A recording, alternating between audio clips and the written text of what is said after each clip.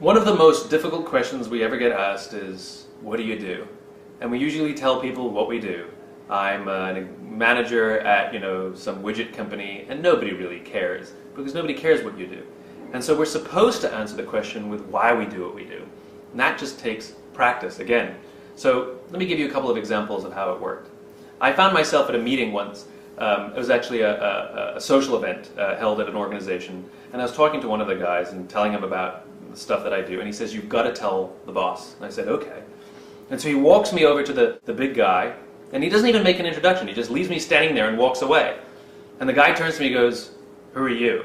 Now, if I wasn't starting with why, I'd say, "Hi, my name is Simon, and I have a consultancy, and I speak and I teach, and I'm an author, and I go through all the things that I've done and all the people I've worked with, and maybe some of my clients, all in an attempt to tell him who I am and why he should listen to me."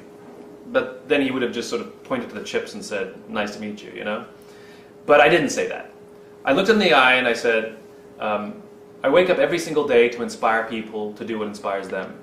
And I know that your company is trying to increase the amount of customers it's getting in one particular sector, and the question is, are you inspiring people to do it?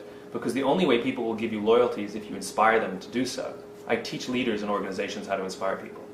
And that's all I said. I didn't tell him what I did. I didn't tell him who I knew. I didn't tell him any of my clients.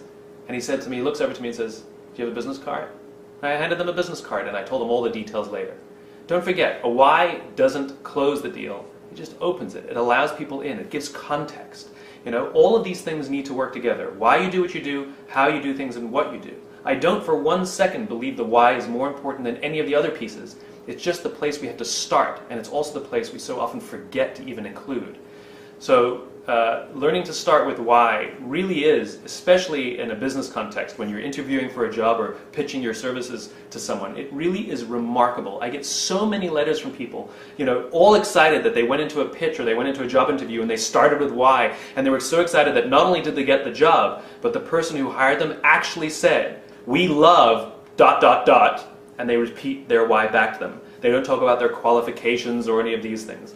In other words, it really does drive human behavior. And the more you get good at it, the more you start to feel and see the results of starting with why.